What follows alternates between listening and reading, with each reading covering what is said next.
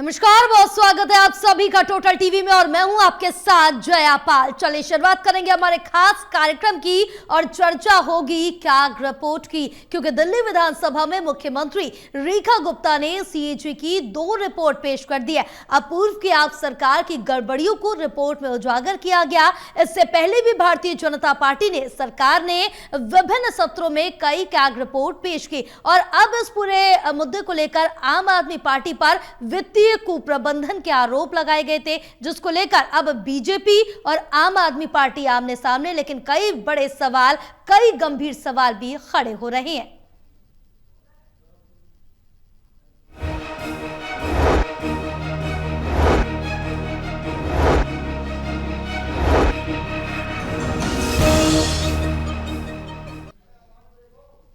तो सत्र पर संग्राम में आज उसी पर चर्चा करेंगे, क्योंकि कैग रिपोर्ट को लेकर बीजेपी और आम आदमी पार्टी दोनों ही आमने सामने हैं, एक दूसरे पर वार पलटवार कर रहे हैं। हमारे साथ खास मेहमान भी जुड़े हैं, उनसे भी तारुफ कराएंगे, लेकिन उससे पहले दिखाएंगे आपको एक रिपोर्ट।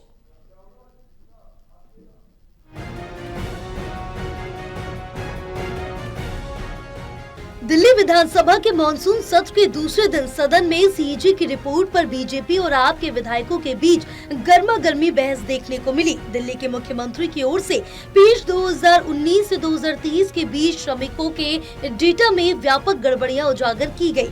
सीएजी की रिपोर्ट में श्रम विभाग की गड़बड़ियों को दर्शाया गया। सीएजी रिपोर्ट पर ग्रेटर कैलाश विधानसभा से बीजेपी के विधायक शिखा राय का कहना है कि सीएजी रिपोर्ट पिछली आप सरकार के घोटालों का शोकेस है।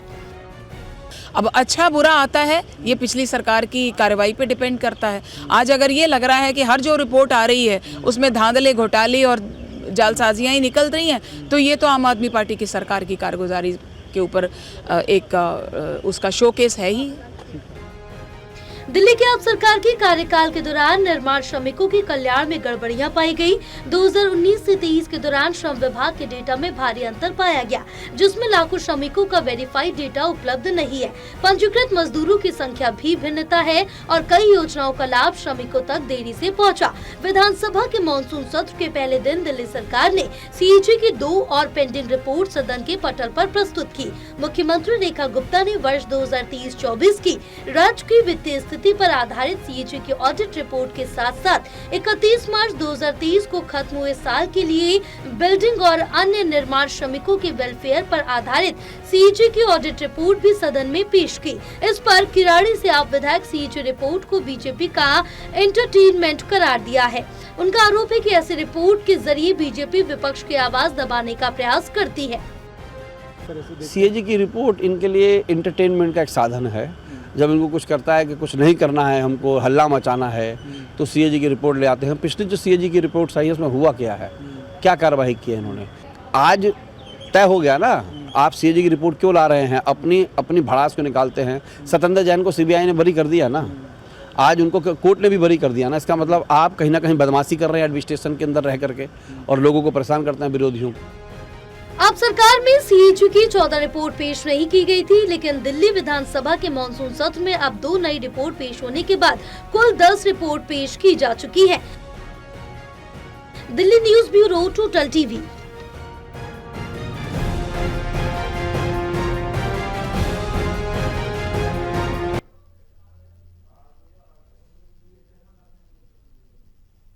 तो जिस तरह से देखिए कि अब कैग रिपोर्ट को लेकर एक तरफ आम आदमी पार्टी तो दूसरी तरफ बीजेपी एक दूसरे पर आरोप प्रत्यारोप का सिलसिला शुरू हो गया, क्योंकि अब आम आदमी पार्टी सरकार में सीएजी की जो 14 रिपोर्टें थी वो होल्ड की गई थी, 14 रिपोर्टें पेश नहीं की गई थी, लेकिन जिसमें से अब बीजेपी की तरफ से 10 रिपोर्टें कुल मिलाकर पेश कर दी गई है, यानी कि पटल पर रख दी गई है। और अभी अगर कल की बात करें तो 2 रिपोर्टें और रखी गई है, जिसके बाद आम आदमी पार्टी में जो कुप्रबंधन किए गए हैं, जो चीजें छुपाई गई, उन सभी को उजागर बीजेपी सरकार कर रही है और तमाम मुद्दों पर बड़े सवाल उठाते हुए नजर आ रही है। अब बता दें कि 2 नई रिपोर्ट पेश होने के बाद कुल 10 रिपोर्ट पेश की जा चुकी है। इसके साथ ही सीएजी रिपोर्ट में कई बड़ी गड़बड़ियों को उजागर किया गया। दिल्ली विधानसभा में पेश सीएजी की रिपोर्ट में निर्माण श्रमिकों के कल्याण में जो गड़बड़ियां की गई उसको भी उजागर किया गया है।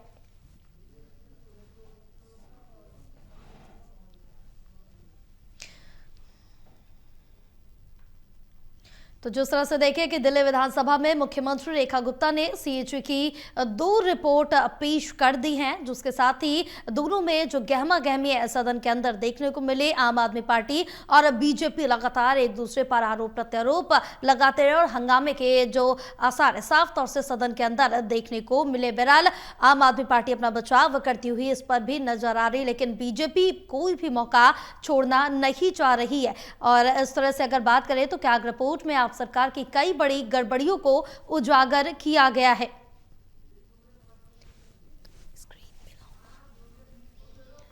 तो खास मेहमान हमारे साथ जुड़े हुए हैं, शुभेंदु अवस्थी प्रवक्ता है बीजेपी के, बहुत स्वागत है सर आपका टोटल टीवी में। दीपक शर्मा प्रवक्ता है कांग्रेस के, आपका भी बहुत स्वागत है। सबसे पहले हम शुभेंदु अवस्थी जो आपके पास आएंगे। शुभेंदु जी, जिस तरह से देखें कि आम आदमी पार्टी की तरफ से 14 रिपोर्टें नहीं पेश की गई थी, पटल पर नहीं रखी गई थी, लेकिन अब कुल मिलाकर 10 रिपोर्टें रख दी गई है और अब एक एक करके आपकी पार्टी की तरफ से जो कुप्रबंधन, जो गड़बड़ियां हैं आम आदमी पार्टी की, वो उजागर की जा रही। लेकिन आम आदमी पार्टी भी पीछे हटने को तैयार नहीं है, लगातार पलटवार कर रहे। उनकी तरफ से साफ तौर से ये कहना है कि अगर ये कुप्रबंधन थे, ये शिकायतें थी, तो अब तक इस पर एक्शन क्यों नहीं लिया गया?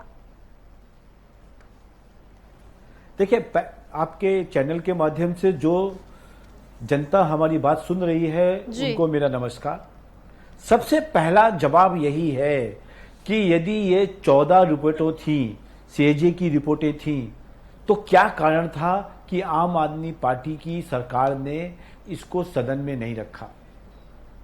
सबसे पहला कारण जी, आपको मालूम था कि आपकी चोरी पकड़ी गई है, आपको मालूम था कि आप फंस चुके हो, आपका वित्तीय प्रबंधन बहुत खराब है, आपको मालूम था कि हमने घोटाला किया है। और इस तरीके की यदि सीएजी रिपोर्ट्स को हम विधानसभा की पटल पे रखेंगे तो हमारी चोरी पकड़ी जाएगी, इसलिए ये लगातार बचते रहे। भारतीय जनता पार्टी जब इनकी सरकार थी तब हम लोग कोर्ट में भी गए और कोर्ट में भी ये रिक्वेस्ट किया, पर ये बच के निकल लिए इलेक्शन से पहले। दूसरा पॉइंट जी, जो 2 रिपोर्ट आज और कल के अंदर रखी जा रही है, जिस पे चर्चा हो रही है, मेरा एक सीधा सा जवाब है कि जिनको ये बेनिफिट दिए गए उनके नाम क्यों नहीं है, उनके आधार कार्ड क्यों नहीं है? लगातार जब सीएजी ने उसको वेरीफाई करने की कोशिश की तो कोई नहीं मिला। ना ही जिस जगह पर, जिस फैक्ट्रियों में, जिस कंस्ट्रक्शन साइट्स के ऊपर मजदूरों को ढूंढने के लिए जिसके नाम पर इन्होंने पेमेंट की है, वो नहीं अवेलेबल थे। आप पेमेंट कर रहे हो, आप उनको एक वित्तीय सहायता दे रहे हो जी, और उसके बाद वो डिटेल्स ना होना, ये अपने आप में एक बड़े घपले की आशंका है। इसका क्या जवाब देंगे?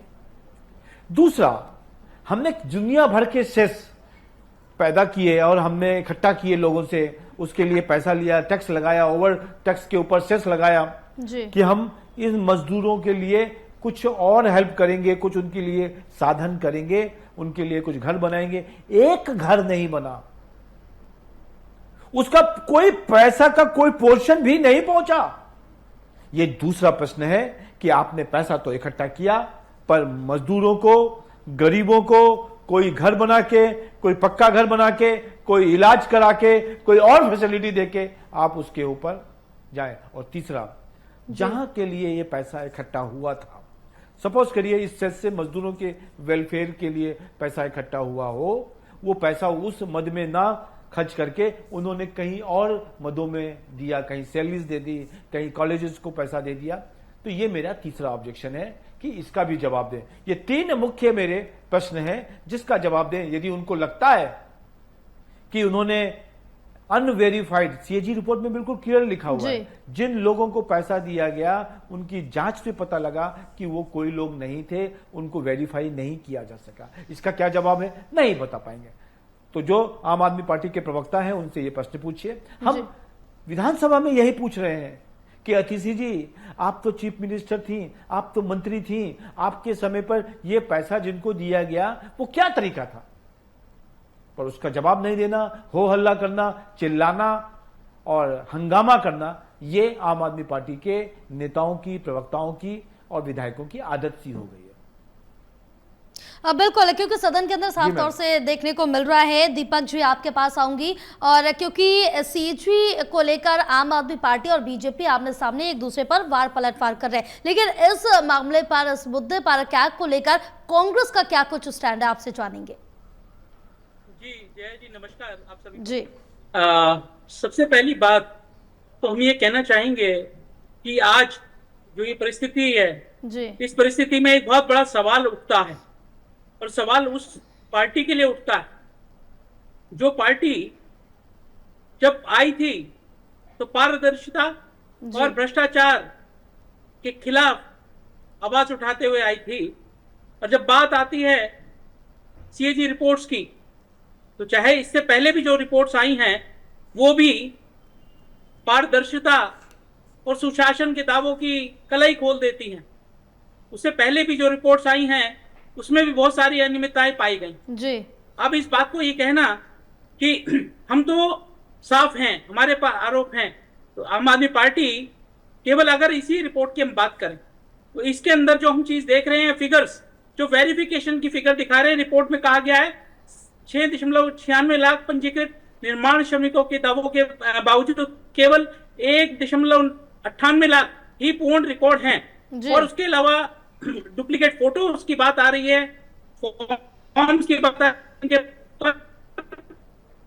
फोटो वेरिफिकेशन रिकॉर्ड के अंदर भी अगर आप देखें, जी एक रिकॉर्ड मेंटेनेंस की बात करें, अगर हम बेसिक जो चीज होती है, कोई भी सरकारी स्कीम होती है उसमें रिकॉर्ड मेंटेनेंस जो होता है उसकी नींव होता है। बिल्कुल। अगर आपकी जो स्कीम्स में रिकॉर्ड मेंटेनेंस नहीं है तो इसका आप मतलब आप समझ सकते हैं कि जो इमारत खड़ी थी निर्माण श्रमिकों के लिए स्कीम्स की, वो जी। निर्माण श्रमिकों के लिए जो स्कीम्स की इमारत कितनी कमजोर रही होगी। और वो क्लियर एक स्पष्ट रूप से संदेह पैदा करती है कि इस रिपोर्ट्स के अंदर जो दावे किए गए, जो बात की गई, वो लाभ तो उन तक नहीं पहुंचा, जी। श्रमिकों तक लाभ तो पहुंचा नहीं, लेकिन जो बेसिक एक आपको रिकॉर्ड मेंटेन करना था वो रिकॉर्ड भी इसके अंदर साफ दिखाती है रिपोर्ट कि कहीं ना कहीं उसमें कोताही हुई है और इस पर जांच होनी चाहिए। जी और दूध का दूध पानी का पानी होना चाहिए। बिल्कुल, ये तो आपने सही कहा, जांच होनी चाहिए, क्योंकि आम आदमी पार्टी भी लगातार यही सवाल उठा रही कैग रिपोर्ट आने के बाद, क्योंकि जो 14 रिपोर्ट थी वो होल्ड पे थी, वो नहीं आम आदमी पार्टी के टाइम पे आई थी, लेकिन अब बीजेपी धीरे धीरे करके वो रिपोर्ट पटल पे रख रही है। लेकिन आम आदमी पार्टी का साफ तौर से यही कहना है कि अगर इस पर जांच की जानी चाहिए, शिकायत होनी चाहिए, इस पर कार्रवाई की जानी चाहिए, वो बीजेपी ने नहीं की। इस पर क्या कुछ कहना चाहेंगे आप? जी, हमारा मानना है जी। कि अगर कोई भी कैग रिपोर्ट आती है उसको प्रक्रिया के तहत उस पर जल्दी जो भी प्रक्रिया पूर्ण है करके निष्कर्ष पे पहुंचा जाए। अगर हम आरोप और प्रत्यारोप की बात करते रहेंगे तो जनता तक सच नहीं पहुंच पाएगा कि क्या अनियमितता हुई। अगर हुई तो उस पर एक्शन होना चाहिए। और जो जनता है, जो जनता ने मैंडेट दिया भाजपा को भी, तो भाजपा का भी दायित्व है कि अगर कुछ ऐसा हुआ है पब्लिक के सामने लेके आए, और इस पर राजनीति, आरोप और प्रत्यारोप की राजनीति नहीं होनी चाहिए, इसमें देरी भी नहीं होनी चाहिए, और ये सत्य जनता के सामने आना चाहिए निष्पक्ष रूप से। और इसके अंदर एक और बात मैं कहना चाहूंगा, राजनीति कहने का अर्थ क्या है? राजनीति कहने का अर्थ यह है कि जब आप कोई प्रक्रिया करते हैं उसमें पूरी पारदर्शिता हो, और ये ना कहा जाए कि हमें टारगेट किया जा रहा है। जनता के सामने बिल्कुल स्पष्ट तौर के पर जो भी अनियमितताएं हैं, जो भी गड़बड़ हुई है, जनता के सामने आनी चाहिए। जनता को पता लगना चाहिए कि जो पार्टी अगर कुछ अनियमितता हुई है तो उस पार्टी के बारे में भी उन्हें पता लगना चाहिए कि अपने शासनकाल में वो क्या करके गई। बिल्कुल शुभेंदु जी, ये सवाल कई बार खड़ा हो चुका है, क्योंकि रिपोर्ट तो आप सामने रख रहे हैं, जनता के सामने जो चीजें अभी तक छुपी थी वो धीरे धीरे करके जनता के सामने भी आ रही है, लेकिन ये सवाल बड़ा उठ रहा है कि अब तक कार्रवाई क्यों नहीं की जा रही है अगर कुछ गड़बड़ियां पाई जा रही हैं तो? देखिए, मैं फिर से बताना चाहता हूं जी कि सीएजी की रिपोर्ट आई, हमने सदन में रखा जी, और उसके बाद कई रिपोर्टों के माध्यम से एफआईआर तक हुई है।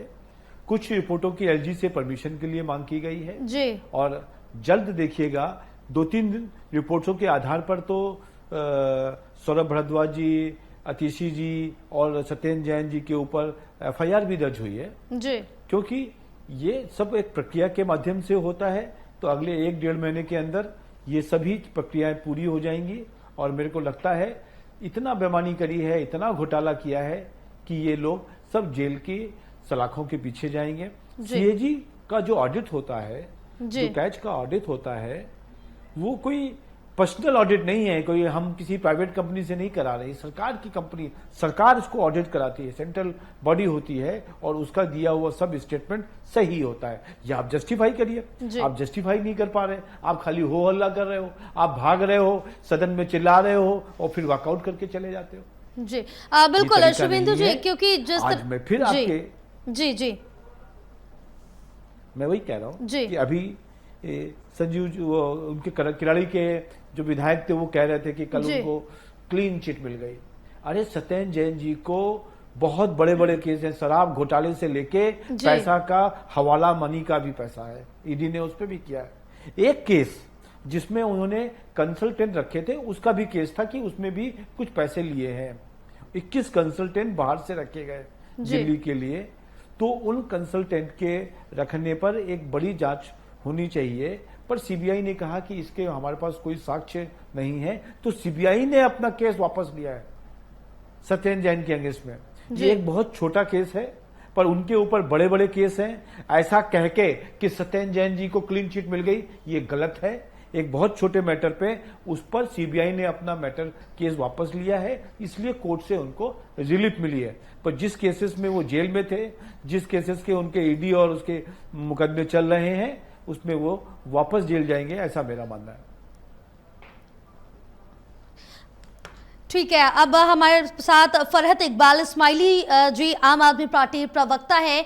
आपका बहुत स्वागत है फरहत जी, क्योंकि जिस तरह से देखें कि सदन के अंदर इस समय अगर हम जिक्र कर रहे हैं, क्योंकि काफी गहमा गहमी देखने को मिल रही है, कैग रिपोर्ट पेश की जा रही है, अब तक क्यों 14 रिपोर्टें दबा के रखी गई, वो रिपोर्ट पटल पे क्यों नहीं रखी गई, क्योंकि अब बीजेपी एक एक करके रिपोर्ट को सामने रख रही है और कई गंभीर सवाल भी उठा रही है आम आदमी पार्टी पर। इस पर आपका क्या कुछ कहना है?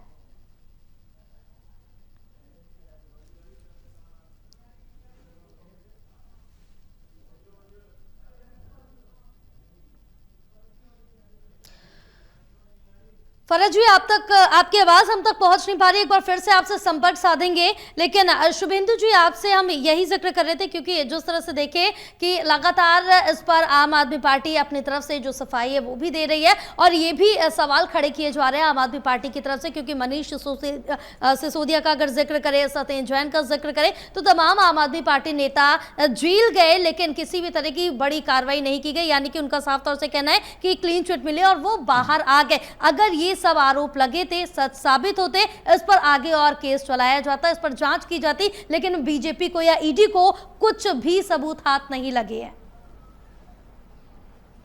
देखिए, बिल्कुल क्लियर है जी, वो जेल गए और चूंकि ये न्यायिक प्रक्रिया में डिले है जी, इसलिए उनको बेल मिली, उनको क्लीन चिट नहीं मिली। जी, फिर से कहता हूं, उनको जेल गए, वो समय लगने के कारण कोर्ट ने उनको बेल दिया। लालू यादव जी का एग्जाम्पल देता हूं, चारा घोटाला में 1 रुपया किसी को नहीं मिला जी, बरामद नहीं हुआ, 7 साल केस लगे और 8 साल की सजा हुई। तो देर है पर अंधेर नहीं है। मनीष सिसोदिया, अरविंद केजरीवाल जी और सत्येंद्र जैन जी, इन लोगों ने दिल्ली की जनता के पैसे को खाया है और दिल्ली की जनता के पैसे को कोई खाएगा, बिल्कुल हम खाने नहीं देंगे, और यदि खाया है तो जेल जाएंगे और जेल जाने की तैयारी है। बिल्कुल, जो सवाल आपने किए थे, चलिए एक बार हम आम आदमी पार्टी प्रवक्ता भी हमारे साथ जुड़ चुके हैं, उनसे ही इन सब सवालों का जवाब ले लेते हैं। फरहत जी, क्योंकि जिस तरह से देखिए कि कई गंभीर आरोप आम आदमी पार्टी पर लग रहे हैं, क्योंकि सबसे पहले तो यही आरोप लगा है कि कैग रिपोर्ट जो 14 थी वो आपकी पार्टी ने पेश नहीं की। अब बीजेपी धीरे धीरे करके वो रिपोर्ट पटल पर रख रही है और उसके बाद रिपोर्ट सामने आने के बाद कई गड़बड़ियां, कई जो कुप्रबंध थे, उनके बड़े आरोप आप पर लग रहे हैं। क्या कुछ कहना है इस पर आपका?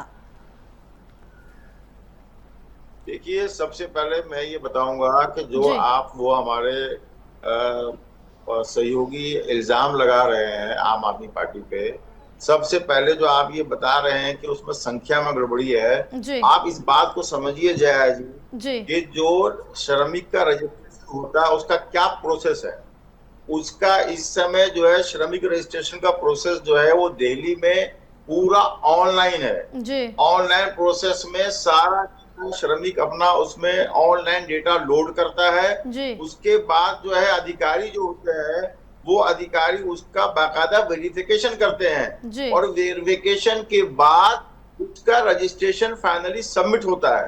तो मेरा यह सवाल है कि जब श्रमिकों ने वेरिफिकेशन के बाद अपना डेटा वहां पर वेरीफाई करवा लिया, अधिकारी ने वेरीफाई कर दिया और वो ऑनलाइन अवेलेबल है, तो उसमें फिर उसमें कम बेश कैसे हो सकता है?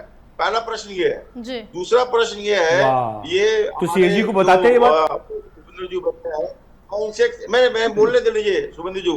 दूसरा आप ये मैं आपसे सवाल करता हूं कि क्या भारतीय जनता पार्टी के कोई भी स्टेट में जितने भी सरकारी स्कीम बीजेपी की सरकार या केंद्र सरकार चला रही है, क्या उसमें सीएजी की रिपोर्ट पेश की गई है? दूसरा सवाल। तीसरा चीज मैं आपको बताता हूं, कोरोना के समय जब दूसरे बीजेपी के स्टेट में मजदूरों पर लाठियां चलाई जा रही थी, उनको मारा जा रहा था, उस समय अरविंद केजरीवाल की सरकार हर मजदूर को 5,000 रुपया महीना दे रही थी। हर मजदूर को दिल्ली में दिया जा रहा था। और हर साल पोल्यूशन के समय में जब पोल्यूशन आता है, कंस्ट्रक्शन को रोका जाता है, उस समय केजरीवाल की सरकार ने हर मजदूर को, कंस्ट्रक्शन वर्कर को 8,000 रुपया दिया। और उसके अलावा और भी बहुत सारी स्कीम जो सरकार ने चलाई जो लाभान्वित को मिला। स्कॉलरशिप की स्कीम चलाई मजदूरों के बच्चों के लिए, जो डेथ पर उनको 1 लाख रुपया दिया, एक्सीडेंटल डेथ पर 2 लाख रुपया दिया। ये सारा ऑन रिकॉर्ड है। आप कैसे कह रहे घोटाला हुआ? जी जया जी बताइए। बिल्कुल, शुभेंदु जी से इसका जवाब लेते हैं। जी शुभेंदु जी, आप हाँ जी कितना तारुफ रखते हैं फरज जी की बात से? जब इतना वेरीफाई किया था उमा जी, जब इतना वेरीफाई किया था तो सीएजी को मजदूर मिले क्यों नहीं? इसका जवाब नहीं देंगे। सीएजी ने तो ऑडिट किया जी, वेरीफाई नहीं हो पा रहे थे। 6 लाख लोग, मजाक बना रहे हैं ये लोग। उसके बाद कह रहे हैं हमने मजदूरों को पैसा दिया, जब कोरोना काल में पैसा दिया। मैडम, इनको जानकारी के लिए बता देते हैं कि एक योजना थी जिसमें गरीब बच्चों को विदेश भेजने की। टोटल 2 बच्चों को 2 साल में, 5 साल में 2 बच्चों को आइडेंटिफाई किया जी, और एक भी बच्चे को नहीं भेजा। उस योजना में कि एडवर्टीजमेंट में 20 करोड़ रुपए खर्च कर दिए। एक बच्चा नहीं गया, गरीब बच्चा विदेश में पढ़ने के लिए, और 20 करोड़ रुपए खर्च हो गए। ये तो केजरीवाल जी का उद्देश्य था। 2 बच्चों को आइडेंटिफाई किया, इतना डिले हो गया कि विदेश की जो कॉलेजेस थे उन्होंने लेने से मना कर दिया। दूसरा बात, आप कह रहे हैं कि जब पोल्यूशन के समय पे हम पैसा देते हैं, जो मजदूर काम पे छूट जाता है, आप जानकारी देंगे कितना पैसा दिया आपने? दिल्ली में कितने मजदूर, जब पोल्यूशन होता है, ये कंस्ट्रक्शन बंद होता है, आपका टोटल पैसा आपने 81,19,000 पे किया जी। और दिल्ली में क्या इतना ही है इतने सालों के अंदर? आपको शर्म आनी चाहिए इस तरीके की बात करके। मैं फिर से कहता हूं जी कि वो 81 लाख भी आपने लूटा। जिन लोगों को, श्रमिकों को आपने मदद करने के लिए कहा, वो वेरीफाई नहीं किए गए जी। और जो ये पैसा आप बताते हैं 81 लाख रुपए, जो मैं आपको बता रहा हूं, ये टोटल मिला के 5 साल में पेमेंट है। यदि आपको सभी मजदूरों को पैसा देना होता तो 10 करोड़ से ज्यादा पर मंथ का पैसा होता, पर आपने नहीं दिया। बिल्कुल, यहां पर खाली ऐलान करते थे और ऐलान करके भाग जाने का काम अरविंद केजरीवाल का नाम है। अब बिल्कुल है, क्योंकि सवाल तो कई गंभीर उठ रहे हैं। दीपक जी, एक आखिरी सवाल आपसे लेंगे, 30 सेकंड में एक जवाब दे दीजिए छोटा सा, क्योंकि शुभेंदु जी ने कई गंभीर आरोप अभी आम आदमी पार्टी पर लगा दिया। आप कितना तारुफ रखते हैं शुभेंदु जी के बात से? जी जय जी, मैं अभी एक न्यूज रिपोर्ट देख रहा था 2022 के एनबीटी की। उसका हेडलाइन है, दिल्ली में लाखों फर्जी श्रमिक उठा रहे सरकारी योजनाओं का लाभ, मोबाइल नंबर से लेकर एड्रेस तक दर्ज नहीं। ये एक हेडलाइन मैं देख रहा था, मेरे हाथ में मोबाइल है, उसी में पढ़ के सुना रहा था। ये इशू 2022 के अंदर भी हाईलाइट हुआ था और उसके बाद में अगर आपको रिफ्रेश कराना चाहूं तो उस समय भी सरकार ने कहा था कि हम इस पे एक्शन लेंगे। अगर जब बात आई थी एक्शन लेने की, क्या कुछ हो ही नहीं रहा था तो किस चीज पे एक्शन लेने की बात हो रही थी? सवाल इस बात का भी है। अगर बिल्कुल सब कुछ ठीक था तो एक्शन किस चीज पे लिया जा रहा था फिर? तो ये एक सवाल, बहुत बड़ा सवाल उठता है। इसके पर गहन जांच की आवश्यकता है और सच सामने आना चाहिए। बिल्कुल, जो मजदूरों के साथ अन्याय हुआ है इसका। बिल्कुल, अगर मजदूरों के साथ अन्याय हुआ है तो सच सामने आना चाहिए। बहरहाल आप सभी का हमारे टोटल टीवी के साथ जुड़ने के लिए बहुत शुक्रिया और पूरी चर्चा के लिए बहुत धन्यवाद आपका। तो जिस तरह से देखे कि अब विधानसभा में मुख्यमंत्री रेखा गुप्ता ने 2 सीएजी की रिपोर्ट पेश की, जिसके बाद कई गंभीर आरोप आम आदमी पार्टी सरकार पर भी उठने लगे हैं। जिस तरह से उन्होंने अपने कार्यकाल में जो भी कुप्रबंधन, जो भी गड़बड़ियां की, वो उजागर होने लगी है। बहरहाल सवाल कई है, लेकिन जवाब अब देखना होगा कि आम आदमी पार्टी की तरफ से क्या कुछ प्रतिक्रियाएं और निकल के सामने आती है। रुकेंगे एक छोटे से ब्रेक के लिए, ब्रेक के बाद जल्द होंगे हाजिर।